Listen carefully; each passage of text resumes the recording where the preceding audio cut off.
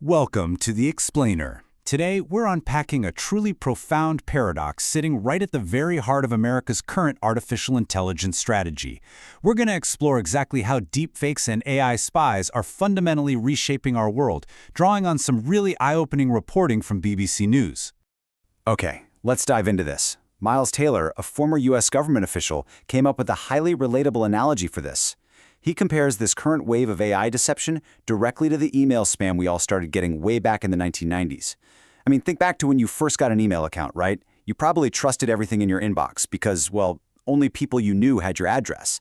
That is, until you got that legendary email from the so-called Nigerian prince offering to turn your $10,000 into $100,000. People trusted the medium, and they got totally duped. Taylor points out that AI deepfakes are essentially the next generation of this exact phenomenon. It's highly sophisticated, and just like that early email spam, it completely preys on our inherent trust in the information that's put in front of us. Section 1. The Misinformation Crisis. Now, while deepfakes are absolutely going to be everywhere eventually, the immediate threat is happening right now to our democratic institutions. A recent public service campaign highlighted some specific tactics bad actors are using for voter suppression, and what's absolutely crucial to understand here is the ultimate goal. Look, bad actors aren't necessarily using AI to magically change your deeply held political beliefs, they're just using it to suppress the vote. They want to make the process so incredibly confusing that you just throw your hands up and don't show up. They'll use deepfake phone calls or messages to falsely claim your polling location closed due to an emergency, or maybe that you suddenly need brand new documentation to vote. And here's the terrifying part. Local law enforcement and election officials currently lack the real-time detection tools they need to actually catch these fake automated phone calls as they're happening. Moving on to Section 2. The Pentagon's AI spies. So let's pivot sharply to the irony of the government's own covert technological strategy, and this brilliantly illustrates the central paradox we're exploring today. On one side, we have these persistent, loud warnings from the U.S. government that deepfakes and AI-generated content are going to deepen the misinformation crisis. They're warning us it'll lead to a much muddier information ecosystem for all of us. But then look at the other side. According to reports from the Futurism website, the Pentagon is actively planning to use generative AI and deepfake technology to their own advantage. Think about that for a second. They're adopting the exact same technology the government is out there warning everyday citizens to watch out for.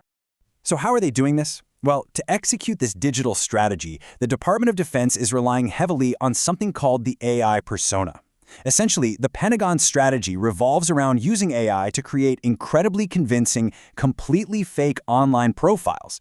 These personas are specifically designed to masquerade as real human users on the internet. As human rights author Susie Allegri puts it, this is effectively the hypertech AI equivalent of an online spy. Section 3. Bot versus bot warfare. We are literally entering an era where social media is actively being militarized. The primary objective of deploying these AI personas is all about covert online information gathering. By masquerading as just everyday humans, these fake profiles can infiltrate online chat forums completely undetected by adversaries. And once they're inside these digital spaces, they actively monitor the conversations and gather crucial intelligence in real time. It's viewed by military insiders as a necessary double-edged sword.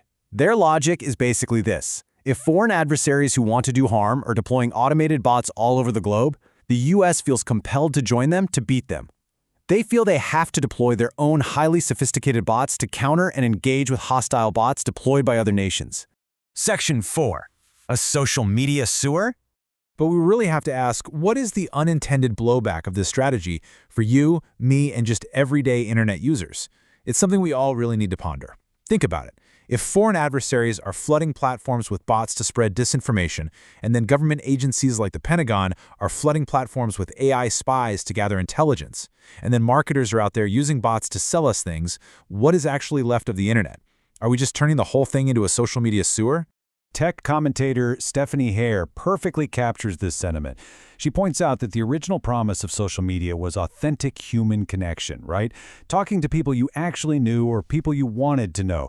But that promise is actively being eroded. If you genuinely don't know whether the account you're arguing with or laughing with is a robot, a military intelligence spy, or a brand marketer, the whole platform just rapidly degrades into a digital sewer. Section 5. The regulatory wrecking ball. Now, with all these incredible threats converging, what's really interesting is how our leaders are responding, because we're facing a stark contrast in global approaches. Over on the left side here, we have the EU rulebook. The European Union was actually the first to strictly legislate this technology with the European AI Act. But on the right, we have the potential U.S. approach. There are widespread reports and concerns that figures like Donald Trump favored dismantling existing AI safety regulations, things he's previously termed woke safety standards. Instead of, a surgical adjustment of the rules, critics argue this approach basically takes a wrecking ball to regulation, creating an AI public policy free-for-all. So let's objectively break down the arguments surrounding this wrecking ball approach.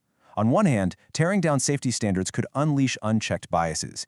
AI models are trained on human data, which means they inherently absorb our biases, including racism and our discussions of self-harm. Removing safety guidelines could cause toxic content to completely spike. On the other hand, tearing up the rules creates this massively complicated global legal patchwork. And surprisingly, businesses actually crave uniform regulation. Without clear, shared rules between the US and Europe, international operations become incredibly expensive and legally frustrating. Yet, the folks pushing for deregulation argue that if you overregulate with strict laws, you risk stifling innovation and falling behind global competitors like China. It is a massive, massive geopolitical tightrope. Section 6. The existential AI threat. Okay, let's zoom out from the immediate policy debates for a second and look at the ultimate global stakes of artificial intelligence. Microsoft co-founder Bill Gates finds AI both incredibly wondrous and, well, a little bit scary. In fact, he ranks artificial intelligence right alongside civilization-level threats like nuclear war, bioterrorism, and climate change. The huge fear here is that malign actors will use this superintelligent technology in ways that could prove genuinely dangerous for all of humanity. So the crucial point is this ultimate tension we're left with. Think about those global threats we literally just listed. AI could easily exacerbate them. For instance, the massive energy requirements of AI data centers are already leading tech companies to look at building small nuclear reactors, which of course raises entirely new climate and security questions. AI could also make generating bioterrorism threats much, much easier. But simultaneously, a well-developed AI might be the exact tool we need to finally solve the climate crisis, or quickly detect and mitigate those biological threats. Which brings us to a final, provocative question to end our explainer today. As the Pentagon quietly builds out its army of AI spies for intelligence gathering and deepfakes flood our local elections, we really have to ask ourselves, is artificial intelligence our greatest existential threat, or is it our ultimate tool for survival? The tension between those two outcomes is the fight we're going to be having for decades to come. Thanks so much for joining me for this explainer. Keep asking questions, and I'll see you next time.